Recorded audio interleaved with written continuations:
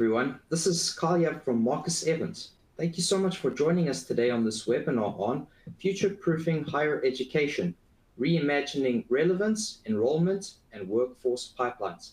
This is brought to you in partnership with MindSpark. Before we begin, I'd like to cover just a few housekeeping items. As you can see at the bottom of your screen are multiple application widgets. They're resizable and movable, so please move them around to get the most out of your desktop space. I'd also like to encourage you to submit any questions that you might have by using the Q&A widget, and we'll try to answer as many as possible throughout the session. However, if a full answer is needed or we perhaps run out of time, we'll make sure to send you an email afterwards. I'd also like to draw your attention to the resource list that will contain a copy of today's slide deck, and please bookmark any links that you might find useful. To answer any common technical issues, I advise to use the help widget. Finally, a reminder to look out for an email in the next 2 hours with the links to review today's session. At this point, I'm pleased to introduce you to our moderator and our host. We have with us Rebecca Turner, who is the Senior Director of Professional Learning at MindSpark. Very happy to have you on, Rebecca, and I'm going to hand over to you. I hope you enjoy. Well, thank you so much, everybody. I am Rebecca Turner. I'm a CU buff, a DU pioneer, and currently serve as the Senior Director of Professional Learning at MindSpark, where I get to live out my passion of designing and facilitating extraordinary professional learning experience. At MindSpark Learning, one of our core principles is that we don't just think different, we think difference. And so today I'm excited to engage with our incredible panelists to hear about how they're thinking differently in the higher ed space and how they're making a difference within that sphere. So without further ado, I'm going to turn it over to our panelists to introduce themselves, starting with Inger. Hi, good morning, everyone. My name's Inger Johnson. I work at CSU, Colorado State University in Fort Collins. I'm in the Fort Collins campus. I'm in the Office of Engagement and Extension, and I get the privilege of directing the work of the Accessible Education team. I'm happy to be here. Thanks, Rebecca.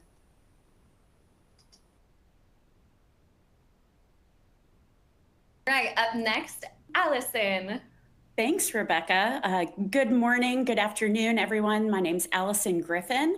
I come to you today wearing the hat of a CMU trustee. CMU is Colorado Mesa University, located in Grand Junction, Colorado. I've had the privilege of serving as the chair of the board for the last 3 years. I'm also a contributor with Forbes magazine, but started my career as a policy advisor to the U.S. House of Representatives Committee on Education and the Workforce. So bring a little bit of a federal policy background to this conversation today. Thanks for having me. Wonderful, Alison. Thank you for being here. And last but certainly not least, Jenn, can you introduce yourself?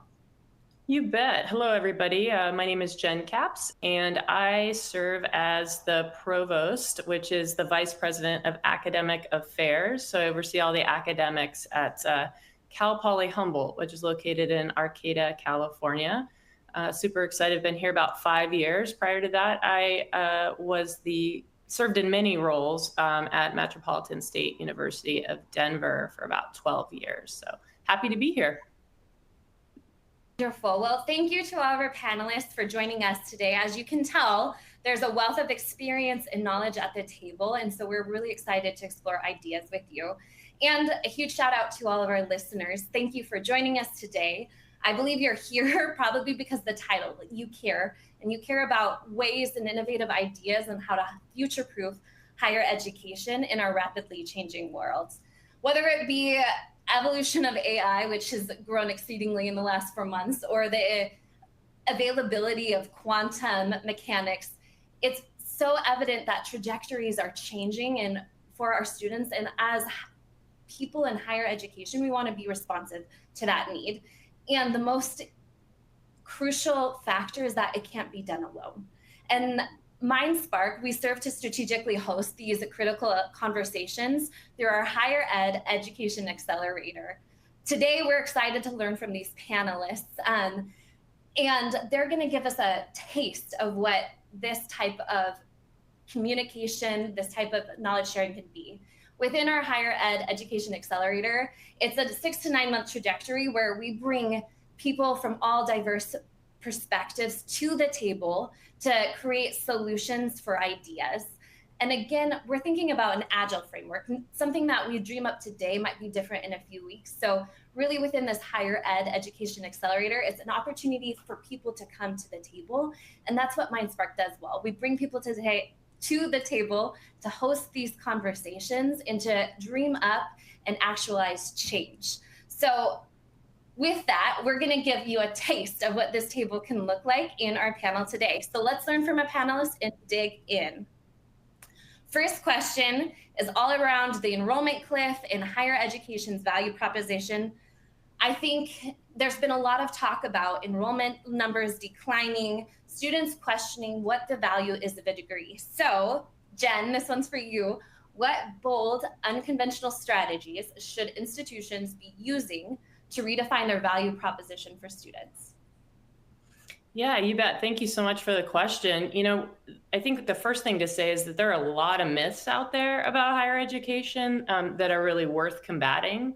And many of the very people that are saying that college isn't worth sending their kids to are sending their own kids to college. And so it's been proven time and time again that earning a degree not only increases, lifetime earnings, but it improves, many aspects of people's lives, like positive health outcomes.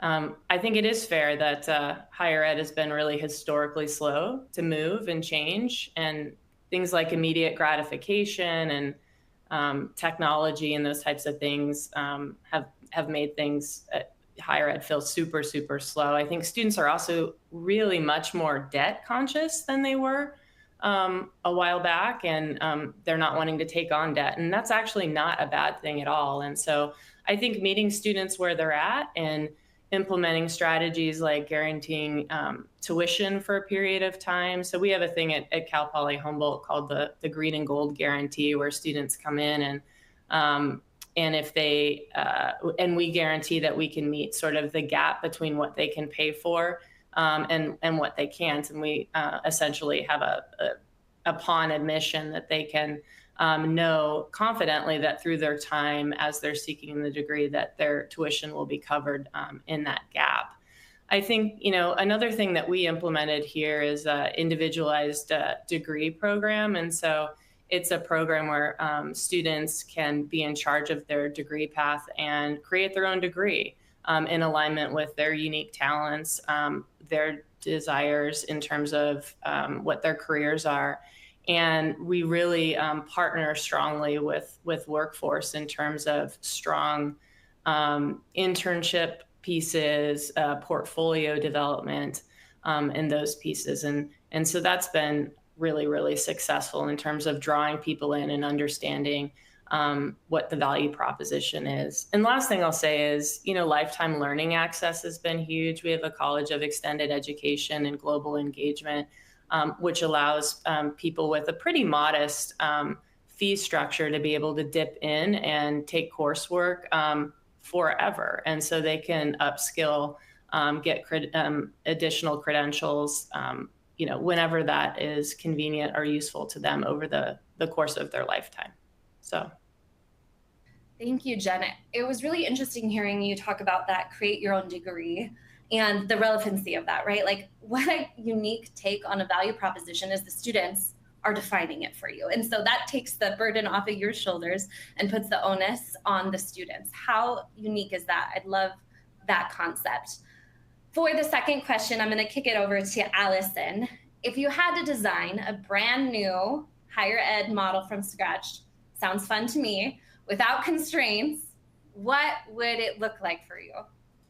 I absolutely love this question, Rebecca. Thank you for asking it. And I'm going to answer it through the lens of a trustee who has seen all types of strategic initiatives play out on our own campus, and also through the lens a little bit of policy, because I actually think when we think about a brand new higher education model, we have the opportunity to unwind some of the policy constraints that are keeping our institutions from being incredibly innovative and nimble and forward thinking. I think the first thing I would say is actually recasting the way that we talk about higher ed and be a little more inclusive of post-secondary education opportunities, thinking about all the things our learners have exposure to beyond high school. And when we think about a framing around post-secondary opportunity, I would love to construct a model that gives a student an education and training account, money that they can use and leverage toward lifelong learning, as Jenn just described it. Also, as they are accruing skills and knowledge and competencies, what if that student had like a digital wallet or a learner employment record that they could capture all of that learning, those credentials in one place that was mobile? They could take that credentialing to an employer, show what they know and know how to do, show those verified skills and credentials. I think that puts the power of learning, but also the power of that transaction in the hands of the student. And then the last thing I would say is, I think if we start thinking about our models in post-secondary education as accruing to some sort of outcome or value for the student, and then funding those models at a state or federal, from a state or federal standpoint, based on the outcomes and the value that those models are delivering for a student, it allows us a whole new way to think about the investment that taxpayers and our government are making in learners and learning opportunities. So I don't think any of those three things together will come to pass in the short term, but there are elements of those innovations that are cropping up in states and communities and with institutions that I think will become models for a new way of imagining higher education. Such intriguing ideas. I wrote down the educator training account. I think, you know, from a student standpoint, how valuable that asset would be in order to continue your trajectory and not feel like that you have to stop or you have a barrier of money that is impeding you from continuing in that work. And how valuable is that to employers as well, that you get the training necessary to live it out. So what really neat ideas. Thank you for putting those on the table. You're welcome. Yeah, absolutely. All right, we are going to enter into a poll space. We love audience participation. Sorry, it's not just a sit and get. But our first question for you today is, what workforce-aligned strategies is your institution currently implementing? And you can select all that apply. So is it apprenticeships or internship programs, industry partnerships for curriculum development? Maybe it's stackable credentials or micro-learning pathways. Could it be career integrated learning experience, or none of the above? We're still exploring options, hence why we're here, Rebecca. Again, we'd love you to participate in that poll. Go ahead and mark options that apply to you. We'd love to see just some perspective from our audience members today. I'll close it in about 10 more seconds so you can get your votes in. And with that, let's see where people are landing. We have 63% of those in the audience today really looking into apprenticeships or internship program. Wow, across the board. Industry partnerships for curriculum development also at 63%. I think we're going to definitely explore that industry cross-collaboration component in our dialogue today. So really tune your ear into that. Stackable credentials or micro-learning pathways at 63%, as well as career integrated learning experiences at a higher percentage of 72. None of the above. It sounds like we have a very go-getting audience today that is already exploring some of these measures. So thank you so much for participating, and I hope this is informative to our panelists as we proceed forward. All right, in terms of our second bucket of questions, we're going to be talking about degrees versus workforce readiness and that changing landscape. Inger, we haven't heard from you yet. We know that you and your team are deeply embedded into those rural communities. How can universities better support rural students in seeing higher ed as a pathway, not as a departure? Loaded question. We'd love to hear your input. I love the question. Thank you, Rebecca. Yes, pathways, not a departure. And higher ed is a pathway. And we don't want students to think if they leave their rural communities, they're now going to be gone forever, nor do we want their families to think that if a student leaves, they're gone forever. There's always a pathway back. But I think universities can help with that message. There's a bunch of different proactive ways. I'd like to just cover a couple that CSU is doing. The first one being developing rural-focused outreach programs. So what CSU has done, and the work that I get to direct, is forming a team, the Accessible Education Team, and that is access to education. That's what accessible means, is expanding that access. So forming a team of specialists, and the team that I work with is across the state. So all 5 regions of our state are being served by a person that lives in a rural community within that region. So they host college readiness programs, they host financial aid workshops, talk about the FAFSA and the CAFSA, which is the Colorado form of FAFSA. They bring students from rural communities to campus for visits so students can see themselves as a CSU student. I think bridging that rural community into a campus location, whether it's CMU or another community college, it doesn't matter. It's allowing those students that opportunity to be able to visualize themselves in that different space that maybe they're not familiar with. So that's the first thing, developing rural-focused outreach programs. The second one is tied in, collaborating with rural schools.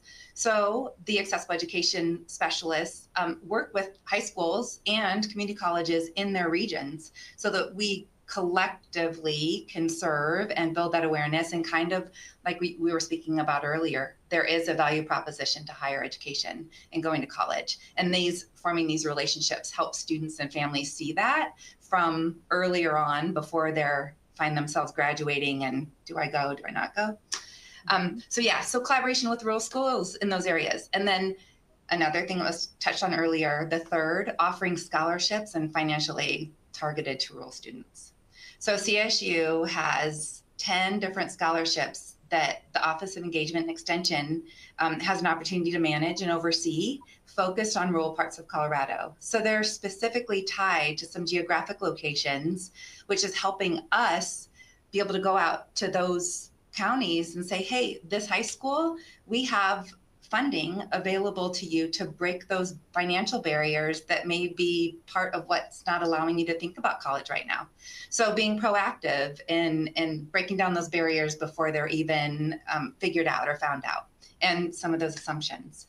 We also formed a scholarship, it's called the Lincoln Leader Scholars, which focuses on supporting financially the 4-H and FFA state officers. So those state officers, just by virtue of serving in those leadership positions through those organizations, have funding to come to CSU for their entire undergraduate degree program. So those are just a couple ways that CSU is trying to be proactive in breaking down those financial barriers. So that was the third one. The fourth one I'd like to suggest is supporting rural-led initiatives and career pathways. So CSU is doing this through partnering with Northeast Junior College, and that is in Sterling. So Northeastern Junior College worked with our psychology department to build an accelerated addiction counseling master's program. And so what's great about this is that it's a place-based program. So students who go to NJC can stay at NJC, earn their associate's degree, stay at NJC, transfer into CSU, earn a bachelor's while staying place-based around their homes and around NJC. And then the 5th year becomes their opportunity to earn a master's degree program or a master's degree, which sets them up to sit for the state licensure exam through the state of Colorado, so they can be a licensed addictions counselor if they choose to be. So there's a workforce component, there's a place-based component, there's a community college connection component, and there's a government component, because we had to go through the channels of the Behavioral Health Administration to be able to make sure that we could do some of this remotely. And the state decided to partner and change the rules. So these are all just really great opportunities for us to think about how do we bridge the gap between campus and rural. And I have a couple others, but I think that's good. I loved all the ideas presented. I think it's really striking because you're living out this idea that it's not a departure, right? by having that person that's integrated into the communities, like recruiting, and that's their job, but it's in the community. Like, what a cool picture of how you can still be part of a college and be integrated and loyal to a certain community, or that rural initiative, really striking that they can have their schooling in that localized area, depart for maybe a little bit, but also like have opportunities in that space. So awesome. Thank you for sharing those. All right. Next question is for Jenn. How do we create degree programs that match the speed of industry change? If you can answer this well, I applaud you instead of reacting to it years later. I'd love to hear your thoughts. Yeah, that's a great question. I think so much of it is about collaborating with industry partners and having people come together to co-create academic programs and have early adopters from both sides. I mentioned I'm the provost at Cal Poly Humboldt, and formerly Humboldt State University. The entire, a couple of years ago, we sought to really redesign our entire purpose and mission of our university, which was to be completely workforce and industry and demand aligned. And so we really reimagined our identity to transform into a polytech and really focus on the applied sciences, science, technology, and engineering. And so, one really neat example of how we've been able to do that has been we scaled up a number of different new engineering programs and created a common pathway. And so what's interesting about students that are interested potentially in going into an engineering program is often they think they've heard of mechanical engineering, for example, but we have really interesting and industry and sort of real world problem other engineering programs that we offer, and energy systems engineering, a master's in engineering, environmental resources, et cetera. And so what we found is the students would come in, they declare themselves a mechanical engineering major or something, and then realize, a semester or two down the line that they really wanted to go into something else. And so by co-creating this partnership amongst all of the engineering faculty with industry input, we created this common pathway where sort of everything was the same in that first year, and that students had the opportunity to, through projects and solving sort of real world problems in industry, were able to change their mind throughout the degree path program without losing any time to degree. And so that was really exciting as well. So that I think is one pretty cool example. I'd say the other thing, I would say it's really about the evolution of increasing trust and collaborating. And so I connect very much to the previous topic around rural education. Arcata is a very rural community. And so often when we're faced with problems like power, losing power in our rural community, it's up to us to try to figure out that solution as a university. We have a little rural airport. It's up to them to figure out about how to restore power.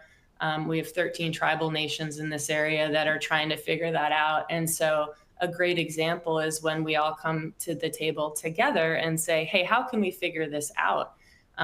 Because we are reliant on one another as a small community. And so out of those types of things of collaborating and having equal kind of stake in the game, we've been able in this area to develop really amazing microgrid projects where our campus, our local airport, many of the tribal businesses are powered by microgrids. And so when power goes out, we're okay out here. And that actually led to a huge federal grant to be able to scale out even more power to local areas. I say that because how you are able to sort of get over that hump and be able to have higher ed be as most relevant as possible, and to sort of break down those barriers is when I think you can get folks around a common problem and working to solve it together. So. Absolutely. I think that connects well to what we do at MindSpark, is like the idea of bringing people to the table to solve problems, like whether that be our education accelerators, or you did such a beautiful example with your power in microgrid. What a cool, just lived experience of the power of that community and breaking down those silos. I also highly resonated with that common pathway idea. I know if I had that availability as a student, it would have been probably a game changer, right? Just to know that I have the opportunity to explore other trajectories without feeling like I'm getting behind in that space. And not to mention, like, the whole question is around speed of industry change. Like, right. Even within that year, things are changing, and right? And it gives them an opportunity to really just explore those different options. I love that. Allison, I believe you had another point that you'd like to add. I'd love to add a point picking up on what Jenn talked about with regard to collaboration with industry. In my experience in higher ed, so often our higher ed institutions are asking things of industry with regard to, internships or job placement, or even, review our curriculum and make sure that it might be industry aligned or industry connected. And so often I hear from industry leaders saying, there's some things that just aren't working for us anymore, or seem to be out of alignment with what we need in our businesses, particularly in local and regional communities. And I think it's incumbent upon higher ed, to answer your question, like matching the speed of industry change, is to also being open to stop doing some things that might not, one, be serving industry, but more importantly, serving our students and our graduates. So I think that collaboration is two-sided. We can ask a lot of our industry and employer partners, but we also have to be able to receive that feedback to be nimble and responsive, and perhaps end some things or rethink some things that might not be working for our learners. Absolutely. That agility, not only within the industry, but within education, I think is going to be exponentially at the forefront with a rapidly changing technology arena, et cetera. Like, I think I really appreciate that point of that agility piece. All right, on to the third realm of discussion, which is that future of enrollment and recruitment and relevance. I'm going to pass it back to Jenn, I'm going to pass it to Allison first. How can universities adapt without losing the core identity of higher ed? I think this speaks exactly what you were just talking about. Like, here's what the industry is saying. Here's the way we've done things. How can we adapt in that space? Again, I thank you for the question, and it does tie a bit to what I just said. I also go back to this core identity of higher ed. Our opportunity is to connect with learners beyond high school, right? And so thinking about how do we adapt to the modern day learner, so often I think when the broad media talks about students and higher education, we still have this perception of an 18 to 23-year-old who's attending college full-time, perhaps living in a residence hall or joining a student club. That is no longer today's learner. Our learners are so dynamic. They have families. They might have multiple jobs. And so yes, of course, it's incumbent on higher education, post-secondary education, to meet those learners where they are. But to begin to integrate elements of those student needs into the services and supports that we offer to students, rethinking perhaps what our tuition and fees capture, that it's not just about providing a residence hall or food and books and materials, but it might also be about providing a childcare benefit or a housing stipend, a transportation stipend. Some of those needs that our modern student may need to cover that look different from historically some of those support services that we have offered to them. Even creating a menu of services and supports that might be more individualized to the student learner, that they can pick and choose those things that they need to support their learning journey that might be outside those supports that we historically assume that they might be asking for. Really touching on that empathy design piece, like who are we serving and how can we best serve them? I think that's very well said. The next question is for Inger. I know you've somewhat talked about this already, but I'd love to hear any expansion on your ideas. Are there examples of strong partnerships between universities and rural industries that are helping students see a return on investment in their education? Yeah, thanks, Rebecca. When I was thinking about this, reading your slide, there's a couple of things that came to mind. We have some connections within our campus with industry partners that are strategic. But I also was reminded that there's quite a few campuses, colleges across our campus that have advisory boards. And I was just reminded of how those advisory boards are not only unique, but purposeful. I mean, it's industry partners who want to be involved in the education of their future workforce. And they're doing this by collaborating with CSU faculty in this case, right? To not only build and mold their future generation and their future workforce, but to invest in them now through them being successful as college students. And it happens in many different ways because it depends on the faculty and the engagement and what discipline, but facilitating communication and collaboration between on campus and off campus, not only between our faculty and the industry leadership, but with our students sitting in on that and participating in some of those activities and listening and being able to be a voice before they actually become an employee. That's been really cool. And then the idea of, to your point, Allison, listening to industry, and as a campus critically listening and saying, how do we, with what we have at our disposal as a higher education institution, how can we then change some of the things that we're doing to really build out our students for success that will just allow them to thrive in these industries and in their communities. And then I come to work with a rural lens. And so I think about those students in rural communities where it's sometimes hard for them to leave and then go back, and that maybe that rural community doesn't have a breadth of industries for them to choose from, to be honest. And so that becomes a little bit of a tension, but that's outside the problems that we can solve.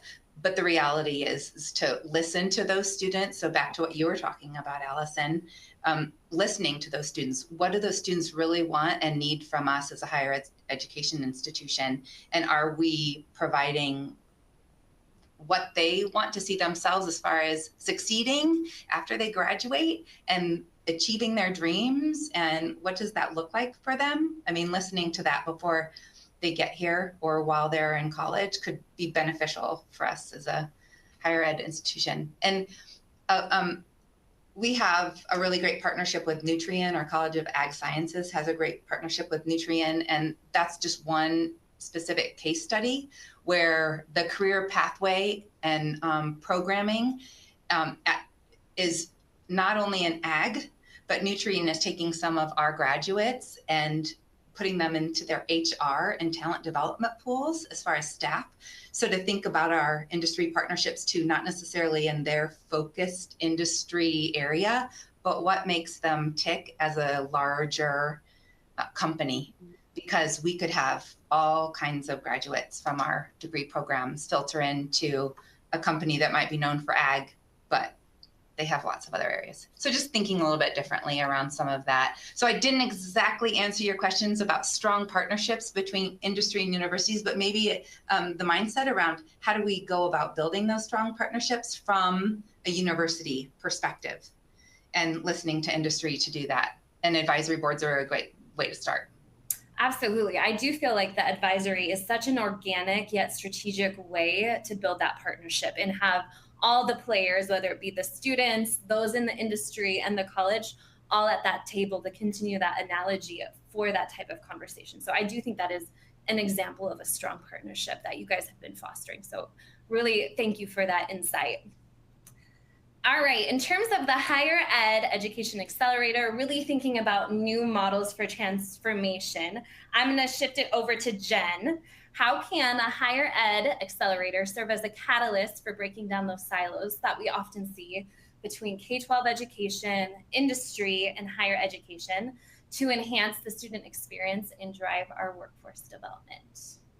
Well, I think the last question and response is such a good segue to this, because I think it is very much about getting students, industry partners, and higher ed folks around the table. And advisory boards are a great way, I think, to start in that respect. But but what I would say out of the gate is intentional places. Create intentional spaces and places that the above parties that I just mentioned can partner and incent that collaboration, that idea sharing, that co-development. So ironically, in just about a month, we're kicking off here in Humboldt. We're doing a ribbon cutting for a thing called our Innovation Hub that was developed by Startup Humboldt, which is literally exactly a higher ed accelerator model that we've brought to this region. And it brings together our university, Cal Poly Humboldt, our community college, and then an institute, our Institute for Entrepreneurship Education, and then the North Coast, and then our NorCal Small Business Development Centers, and then this organization called Lost Coast Ventures, which is basically two alumni of our university that have gone on to be incredibly successful. One was the chief technology officer at Hulu, et cetera. But the Lost Coast Ventures is their kind of interest is they're going to source and provide the seed capital to essentially commercialize some of the promising concepts that come out of this innovation hub and this this startup Humboldt. And for us in our area, we're looking at prioritizing things like engineering, marine biology, aquaculture, computer information systems, data science, that kind of stuff. But the point is that it's bringing all of these groups together to really inject some resources, collaboration, identify what some of the workforce shortages are, what the industry opportunities are, and bring people together around the table to solve those problems. And so it's a pretty exciting time with respect to that application of this higher education accelerator. One other thing I'll mention, and it fits sort of here, but it's I think more broad to the conversation as well, as in my experience, there seems to be this push toward attempting to legislate curriculum a little bit more. And so we were in the state of California, I experienced this in Colorado too, but we are constantly responding to different ideas and bills and things that come forward in terms of you must include this in your curriculum or that. I'll give an example. There was recently an idea that it died to say that every degree program had to include service learning. And there was a rigorous amount of requirements in those pieces around that. Now, at our university, 90% of our classes, and we seek to be at 100%, but 90% of our classes include hands-on experience. So it does include apprenticeships, it does include service learning, all of those pieces. But when you start to legislate that and have it be very rigid, then it doesn't allow for the flexibility to allow for industry to say, hey, this is actually what we need, or this is how we need to structure it to make it most meaningful for the workforce, for the student, and to be able to foster that productive and collaborative relationship between higher ed and the community. So I feel like I needed to make that plug here, because I think it's a good idea and the value is good, but I think the devil is in the details sometimes. Thank you for sharing. I think it really connected to what Alison was sharing. It's like she could dream up her own new higher ed landscape. It's really like taking away some of those restrictions to allow some more fluidity of thought and ideas, and that agility to make the changes necessary. So I think those connected highly. I really loved your idea of creating intentional places and spaces. I think that's exactly what your innovation lab sounds like it's about to do, and I'm really excited for you in that space. In terms of who do we need to be at the table to engage this type of transformation, Alison, any thoughts on that? My gosh, so I love this question, and Jen, you teed me up so nicely because I was thinking about the second part of your response around, policymakers perhaps getting a little too involved in these blur activities. But I will say, in the state of Colorado, and I know we're all of us on this panel are somehow connected to Colorado. So I do use this example even for a national audience. Over the last 17 years, there has been an effort to really blur the lines between K-12, post-secondary education, and workforce development in the state. We're starting to see some of those activities really come to fruition. I will say there have been some sort of strange bedfellows involved in that work. They've included philanthropy. They included capital investment, CSR offices from industry, of course, policymakers and our K-12 and higher ed and workforce leaders, but have also included trustees, included students, we've included faculty from institutions. The table is big because the job is significant. But I think, in doing some of this alignment and silo busting work, we have to think about where we can go to accelerate some of that change. Some of that happens in the policy context. Some of it happens with investment that doesn't always come from state investment. It can come from philanthropy and industry. And so I think it's important to have those parties at the table. I also think, putting my trustee hat on, it's important to have university trustees involved in some of those conversations. Trustees serve as governance bodies for their institutions. They can ask questions of their presidents. They can ask questions back to policymakers. They can push on government a little bit, particularly when those trustees are appointed by a governor or a governing agency.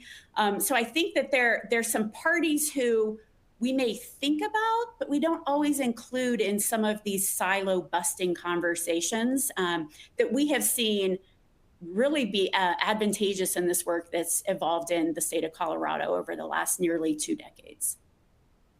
Absolutely. I loved some of the lenses you share, whether that be policy or investment or even just that educational lens, which I feel like is normally at the table, right? In terms of this idea of this higher ed education accelerator, I feel like you just had a mic drop moment when you said the table is big because the job is significant.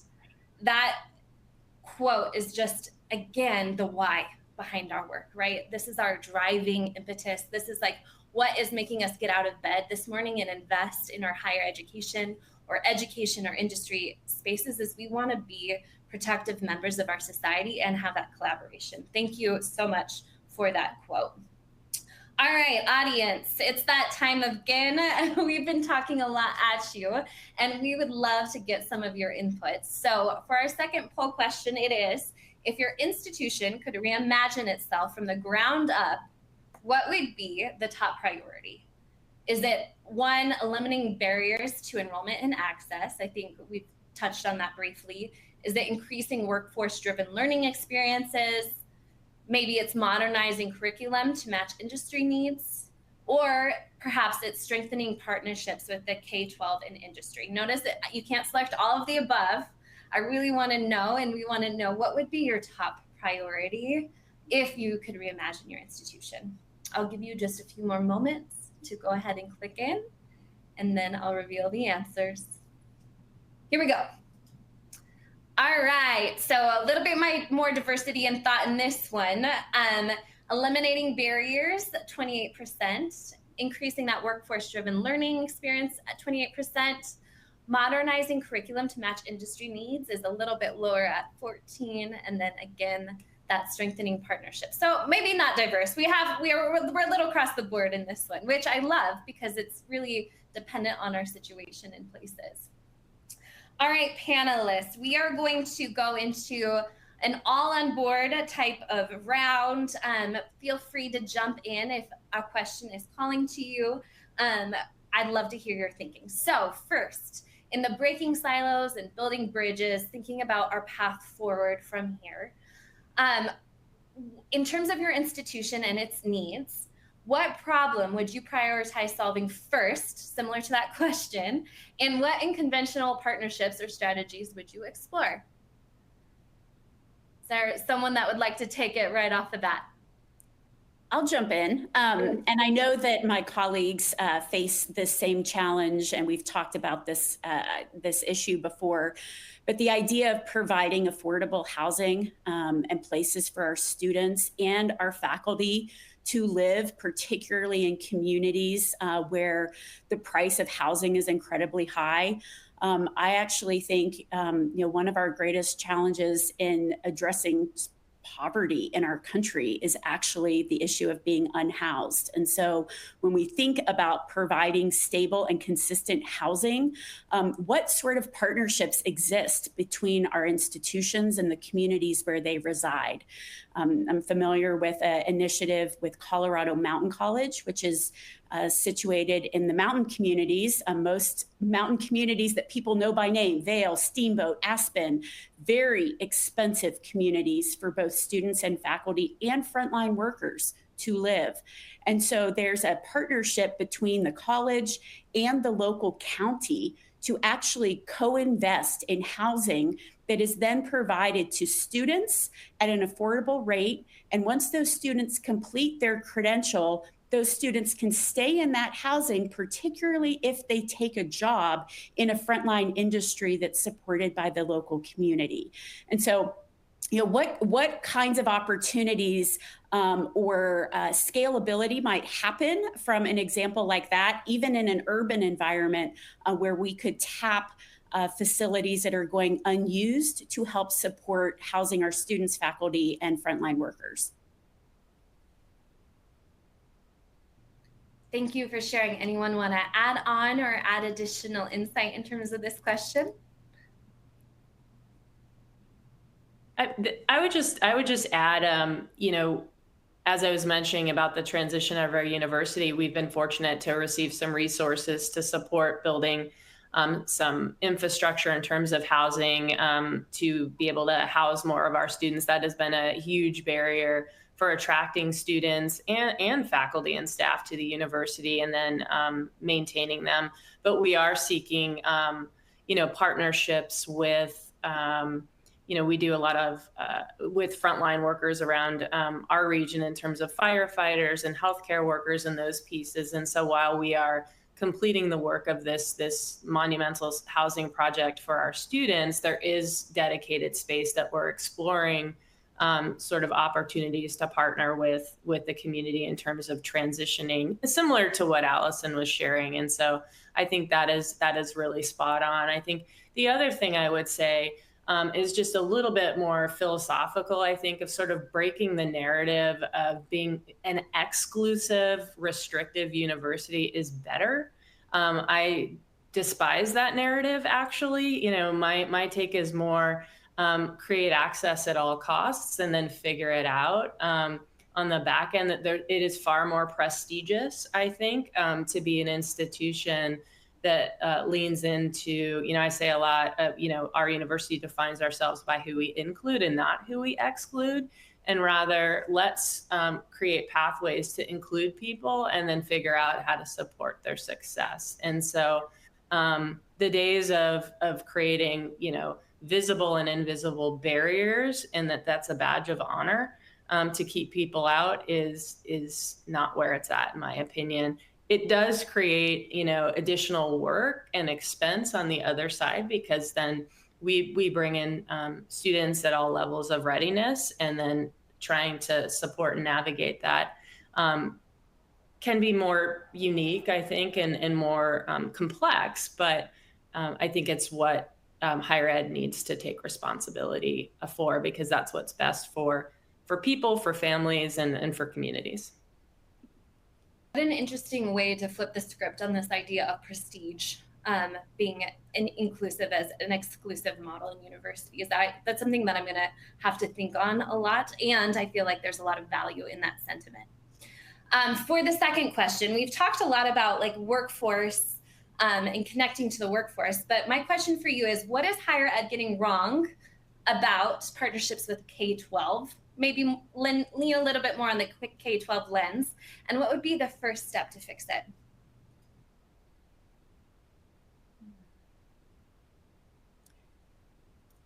I'll jump in, because actually the first thing I think about comes from my experience working in the government. And, so, the thing that you never want to hear is, we're here from the government and we're here to help.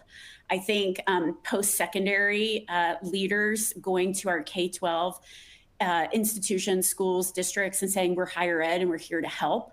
I think that's there's an advantage to that in some scenarios, but I think showing up as a willing and curious partner to our K-12 schools, to our teachers, I think actually providing opportunities for like teacher externships. How can we support teachers who are in the K-12 classrooms, give them exposure to some of our college courses, our faculty, our industry partnerships, so those teachers are then walking back into their K-12 classrooms with a maybe brighter line on what's happening in the industries that they might be exposing young people to in their classrooms. But I think being curious and willing to help, as opposed to saying we're here with the solution and here's the way we suggest you engage in education and learning.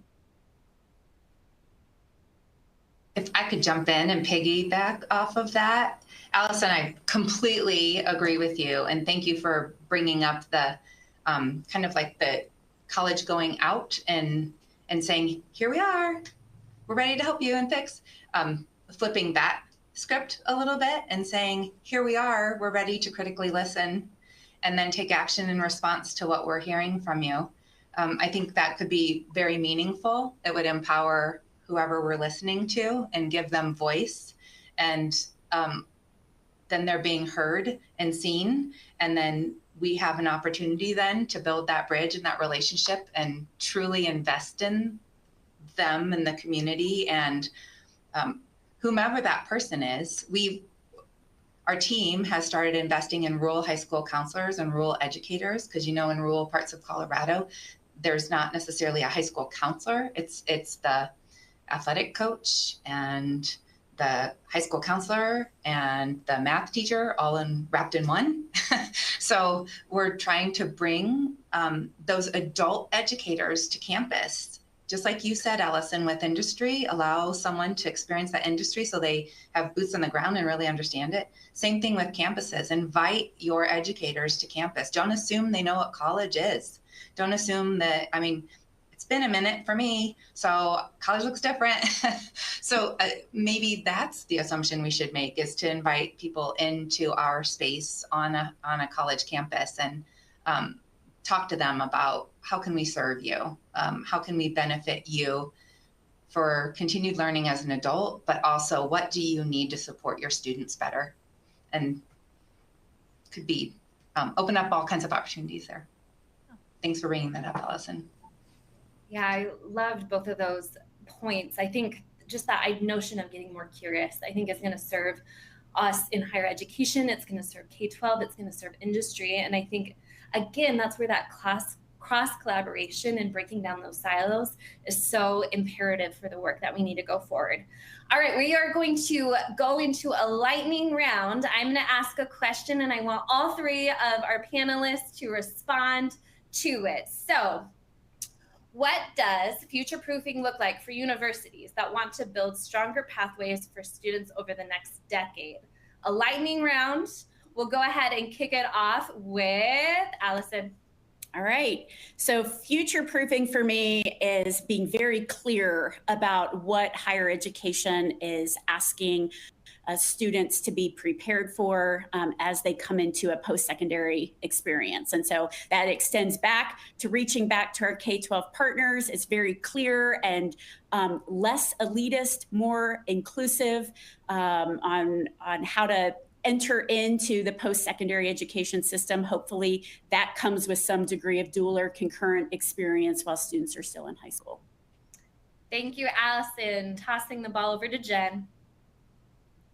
Yeah, I'd piggyback on that and say, flexibility, and the willingness to start, modify, and end different types of academic programs. But it's also co-creating pathways into higher ed, in third grade. And so, we're actively doing that work in terms of healthcare pathways at our university now, because there's such a demand and workforce shortage in healthcare. But it is that co-creation and partnership and flexibility piece. And higher ed needs K-12. This elitist approach shouldn't have ever been there in the first place, but we certainly need to co-create super, super early. So flexibility. Great. Inger. Thanks, Rebecca. My first thing that came to mind was being agile. And it's basically what Allison and Jenn just said. We need to build a higher education institution and mindset that is going to be responsive and relevant to the students who we are about to serve. And that's just going to take agility. And that could be a game changer. I don't need to say anymore. Absolutely. All right. Looking at our time, we have an opportunity for one question. Looking at what was written in, one person is curious about the impact of our current government policies and how do we navigate it? I know this is a loaded question with minimal time. Who wants to tackle it? I am happy to jump in on this question, given some federal policy background that I bring to this discussion. All I will say is if we can look at the actions out of Washington, perhaps as a metaphor that extends the conversation that we are having today, this idea that perhaps we need to reevaluate the way in which our education and workforce policy is integrated. There have been significant cuts at the Department of Education. I don't want to speculate on the reasons why or if they're good or bad, but the signal that sends to me is there is an opportunity for a renewed conversation around programs and supports for learners that perhaps need to be better integrated, perhaps need to be more inclusive of states and local communities, not be necessarily just top down from the federal government. This leaves me in a place of being incredibly curious, but it also leaves me in a place to have some different conversations with my local and national policy leaders, and to begin to elevate the things that are happening at my institution and my community that actually are connecting learners with work and jobs and their future in a way that perhaps we haven't conceived of before. Thank you, Allison, for those thoughts. It always comes back to stay curious and how we can take the information we've received and move it forward. Well, looking at that time, again, I just want to thank our lovely and esteemed panelists for your time, sharing your ideas and showcasing all the incredible work that has been happening. So thank you, Inger and Jenn and Allison, for that. Our hope is that their ideas shared has not only inspired you to think differently, but also to make a difference in actionable steps within your current context. I encourage you to come to the table, whether that be reaching out to us via LinkedIn because you want to continue to engage in some of the dialogue that was presented here. Know that we'd be happy to connect with you. Or perhaps your next big step is to think about how could you strategically design that agile infrastructure. I'd be happy to talk to you more about MindSpark's Higher Ed Education Accelerator and how we can bring people to that table and, again, engage more in this conversation. So with that, a huge thank you to our listeners today. I'm going to pass it back to Kyle to wrap us up. Fantastic. Yeah, I just want to say a very special thank you to our amazing panelists. Thank you for your great insights and being so generous with your time today. It was a very interesting discussion. On behalf of myself and Marcus Evans, I'd just like to thank you so much for the collaboration throughout.